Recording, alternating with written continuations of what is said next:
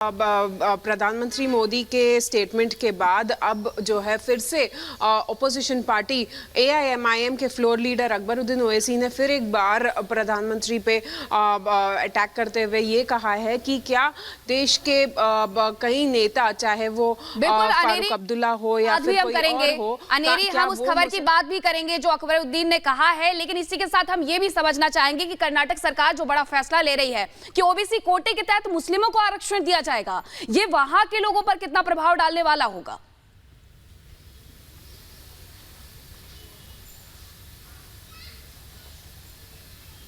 जी हाँ, बिल्कुल। कर्नाटक सरकार की ये जो डिसीजन है वो बिल्कुल ही इलेक्शन के टाइम पे जो आ रही है उसके ऊपर हम देख रहे हैं कि कई तरह के पॉलिटिकल स्टेटमेंट्स भी आ रहे हैं, लेकिन अब जो है मुसलमानों को आरक्षण की बात की जा रही है या फिर चाहे वो ओबीसी की बात हो। लेकिन इस वक्त जैसे कि हम देख रहे हैं कि पॉलिटिक्स जो है वो कर्नाटक में बहुत तेज़ी से बढ़ रही है। हालांकि 26 तारीख को जो है वो कर्नाटक में चुनाव भी होने हैं। बिल्कुल चुनाव होने हैं और ऐसे में लगातार जो फैसले लिए जा रहे हैं कहीं ना कहीं वहां की जनता को प्रभावित भी करेंगे। अनेरी हमारे साथ जुड़ी हुई है जो बता रही है कि आखिरकार किस तरीके से कर्नाटक सरकार ने जो फैसला लिया है वहां से लोग कहीं ना कहीं इससे प्रभावित होंगे। अनेरी, बहुत शुक्रिया आपका तमाम जानकारी के लिए। और इसी बीच से गले मिलने पर एसआई पर एक्शन हुआ है। हैदराबाद में जनसभा के दौरान गले मिली थी डीसीपी ने एसआई उमा देवी को निलंबन किया है, ये बड़ी खबर आपको बता रहे हैं। और माधवी लता से मिलने पर एसआई पर एक्शन हुआ है, एसआई को निलंबित कर दिया गया है। फैसला लिया है डीसीपी ने एसआई उमा देवी के निलंबन का।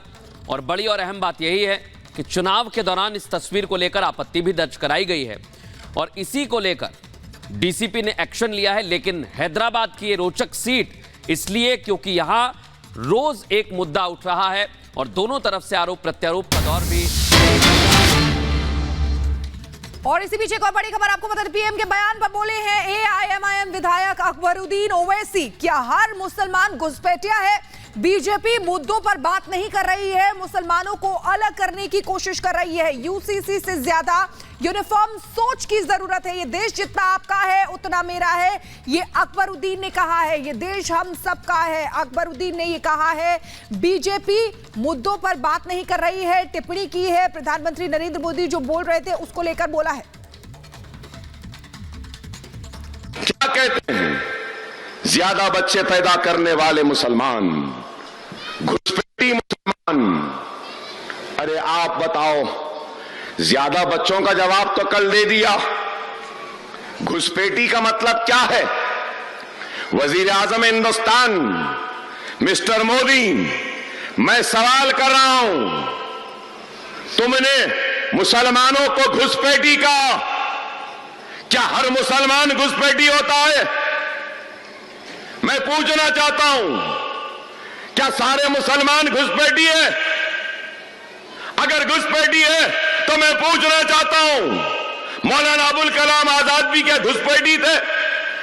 असद मदनी क्या घुसपैठी थे? क्या बिनात वाला घुसपैठी थे? क्या इब्राहिम सुलेमान सेठ घुसपैठी थे? क्या सुल्तान सलाउद्दीन ओवैसी क्या घुसपैठी थे? आप बताओ, कैसा जहन है, कैसी इनकी सोच है कि बस 20 करोड़ मुसलमानों को अलग कर दो, थलग कर दो।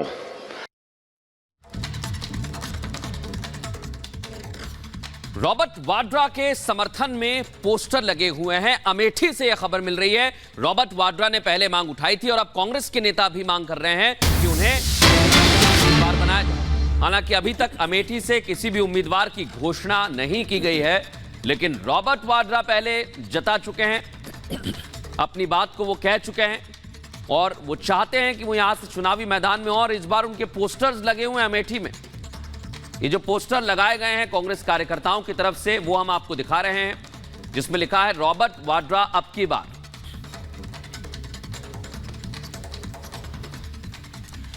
तो देखिए ये बड़ी खबर आपको बताते हैं, रॉबर्ट वाड्रा के पोस्टर जो हैं वो आप देख पा रहे हैं। रॉबर्ट वाड्रा के समर्थन में अब पोस्टर लग रहे हैं। अमेठी के कांग्रेस नेताओं की मांग है कि रॉबर्ट वाड्रा को वहां पर मैदान में उतारा जाना चाहिए। तो ये देखिए किस तरीके से रॉबर्ट वाड्रा अब की बार ये पोस्टर लगाया गया है। रॉबर्ट वाड्रा के समर्थन में अब कांग्रेस नेता आ रहे हैं अमेठी में।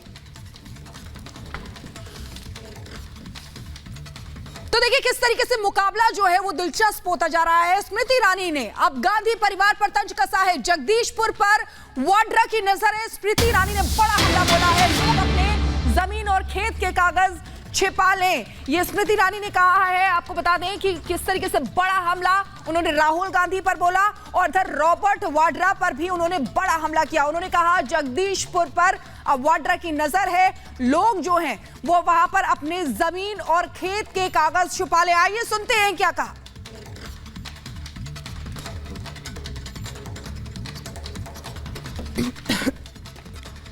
तो स्मृति ईरानी ने बड़ा हमला बोला और कहा कि जगदीशपुर पर वाड्रा की नजर है। 20 मई को उत्तर प्रदेश के हाई प्रोफाइल सीट अमेठी में चुनाव होना है। ऐसे में केंद्रीय मंत्री और अमेठी से सांसद स्मृति ईरानी चुनाव प्रचार में जोर शोर से जुटी हुई हैं। जनसंपर्क कार्यक्रम में न सिर्फ हिस्सा ले रही हैं बल्कि राहुल गांधी और उनके जीजा वाड्रा पर भी जमकर निशाना साध रही हैं और अपनी बातों को प्रियंका गांधी के एक बयान से सही साबित कर रही है। कौन सा वो बयान है, इस रिपोर्ट में देखिए।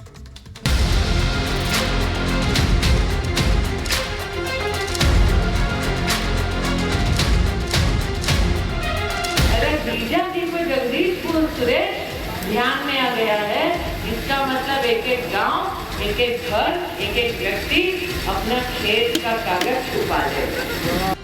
अमेठी उत्तर प्रदेश के हाई प्रोफाइल सीटों में से एक है जहां 2019 में जनता ने गांधी परिवार के युवराज को नकार दिया और बीजेपी की स्मृति ईरानी को मौका दिया। ऐसे में अमेठी में दोबारा कमल खिलाने के लिए केंद्रीय मंत्री दोगुनी ऊर्जा के साथ चुनावी मैदान में हैं। संसदीय क्षेत्र के गांव-गांव न सिर्फ प्रचार प्रसार कर रही हैं, बल्कि अमेठी के पूर्व सांसद राहुल गांधी और उनके जीजा जी पर भी हमलावर होती दिख रही हैं। अरे जीजा जी को जगदीशपुर सुरेश ध्यान में आ गया है, इसका मतलब एक एक गांव, एक एक घर, एक एक व्यक्ति अपना खेत का कागज छुपा ले। कांग्रेस ने अब तक अमेठी की सीट पर उम्मीदवार नहीं उतारा है। इसको लेकर अब स्मृति ईरानी ने राहुल गांधी और सोनिया के दामाद पर निशाना साधा है। राहुल पर जहां अमेठी के गांव और गली के नाम नापता होने की बात कही, तो वहीं जनता को बताया कि वाड्रा की जुबान पर सिर्फ जगदीशपुर का नाम है। और ऐसा क्यों, वो भी सुन लीजिए। आज अगर राहुल गांधी से पूछ लिया जाए कि भेटुआ कहाँ है, भादर कहाँ है, वो नहीं बता पाएंगे। राहुल गांधी को कुछ आएगा ना आएगा, उनके जीजा जी के मुख से मैंने जगदीशपुर का नाम जरूर सुन लिया है। इसलिए जगदीशपुर की जनता तो सावधान हो जाए। अगर जीजा जी को जगदीशपुर सुरेश ध्यान में आ गया है, इसका मतलब एक एक गांव, एक एक घर, एक एक व्यक्ति अपना खेत का कागज छुपा ले। राहुल जी कहते हैं वायनाड के लोग ज्यादा वफादार हैं। स्मृति ईरानी ने अपनी बातों को सही साबित करने के लिए प्रियंका गांधी का एक वीडियो दिखाया है, जिसमें वो लोगों की कमाई का लेखा जोखा लेने की बात कहती नजर आ रही हैं। जैसे मेरे भाई हर जगह कहते हैं, पूरी गिनती की जाएगी पूरे देश में कि कौन किस जाति की कितनी कितनी आबादी है, सिर्फ आपकी नहीं लेकिन सबकी, और कौन कितना कमा रहा है, और उसके तहत फिर नई नीतियां बनाई जाएंगी। क्या किसी ने अमेठी में सोचा था इस प्रकार से सार्वजनिक लूट की बात कहने की उनकी हिम्मत हो गई? आज तक सुना था टिप्पणी की जाए कि कौन कितना कमा रहा है। चुनावी मौसम में हर एक विपक्षी दल एक दूसरे पर आरोप प्रत्यारोप का खेल खेल रहा है। ऐसे में स्मृति ईरानी ने कांग्रेस पार्टी की तुलना लंका से कर डाली और जनता से 20 मई को हनुमान बनकर कांग्रेस की भ्रष्ट लंका में आग लगाने की अपील की।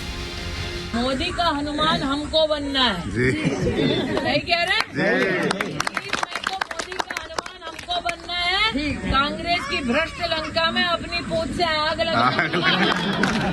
राहुल गांधी पर स्मृति ईरानी ही नहीं, पीएम मोदी समेत पूरी बीजेपी हमलावर है। दूसरी तरफ अमेठी पर राहुल और कांग्रेस की चुप्पी बरकरार है। तो क्या स्मृति रिकॉर्ड बनाने जा रही हैं और इसीलिए जनता से 20 मई को हनुमान बनकर कांग्रेस की भ्रष्ट लंका में आग लगाने